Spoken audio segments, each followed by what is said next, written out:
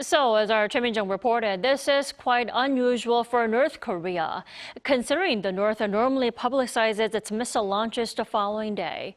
Let's turn to Stephen Noerper, president of Asia Dialogue, to read behind the intentions. Welcome back.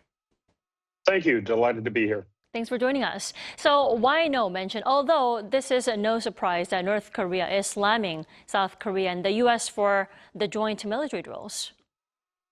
Certainly, and that is likely their main focus. They really want to keep the eye on their criticism of the exercise.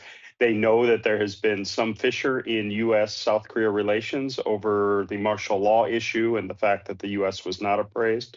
And they're interested in moving forward with Donald Trump in talks, though not mentioning it overtly. So by going ahead and launching, they show strength from their perspective. In refraining from too much mention, they provide some wiggle room should the Trump administration approach them and try to open doors in terms of talks. This is the type of thing, too, that was on the table for negotiation before, if we remember, they ceased exercises, and that may also be part of the intention of the DPRK in trying to play this down, showing on one hand a muscularity, and on the other hand, maybe taking a slightly quieter tone in terms of its pronouncements about the missiles themselves, which were close-range missiles. So this joint drill that North Korea is clearly not happy about. The Freedom Shield is an annual drill, but what makes this year's edition more noticeable and possibly noteworthy? Well, more noteworthy is the fact that we have a huge transition in Washington, that the international alliances are shaping up differently, and the DPRK may see itself in an advantageous situation relative to the rapprochement between the United States and Russia.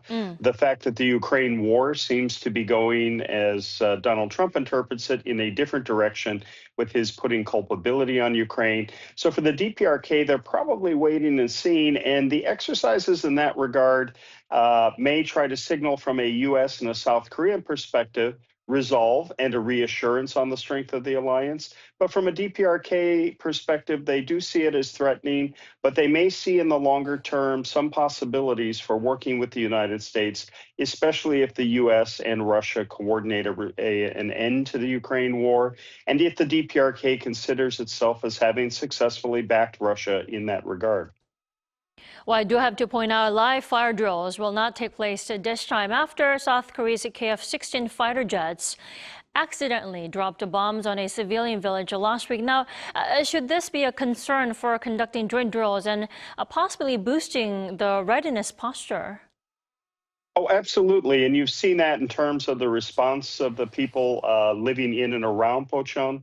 And these types of things are always risky, right? They carry a certain level. So de-escalating is important. And as you've mentioned, the real takeaway from these exercises may likely be that accident and the fact that it did create quite a situation, which now has been apologized for by the Air Force chief, but is something that will be continually addressed as we look at issues of safety. Remember, safety around conventional weaponry, around exercises like these, but let's also not forget, especially at a time when the DPRK may be considering nuclear tests or other things to up its ante with Washington, that there are also nuclear safety and other issues. So when we're talking about such heavily militarized activity around the DMZ, it's important to remember that there is a risk attendant to that. And so we need to try to find ways to cool that, and clearly holding off on more live fire is an important step.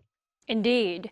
Now, going back to what you mentioned, I'd like to delve deeper into what is on Trump's mind at the moment. He seems pretty occupied with the Ukraine crisis and also the tariffs. When will Trump turn to North Korea and related issues on the Korean Peninsula? It's an excellent question. Well, Trump has been absorbed first and foremost with domestic issues and these firings and aspects of drawing down the federal government, the dismantlement alongside Elon Musk of the government as it has evolved over the last several decades. And so the domestic focus is first and foremost. Ukraine has been at the fore, and we certainly saw the insult to Ukrainian President Zelensky when he visited the Oval Office. And And we have been very concerned about where Trump has gone with that. And also this improvement of relations with Putin and trying to rewrite the narrative of the Ukraine war have all been foremost for this administration. The question now is, where will they go? No doubt they're thinking about North Korea. I would say they have reached out and thought about it more than probably public accounts allow. Trump considered his bromance with Kim Jong-un to be a highlight of his first administration. No doubt he is interested in developing the DPRK to some extent. Perhaps we'll hear referencing the way we did around Gaza to the idea of developing something alongside the DPRK. And he does seem to feel that his personal diplomacy with DPRK leader Kim Jong-un is something that may pay off, and there may be benefits. But everyone is probably waiting to see how Ukraine is resolved.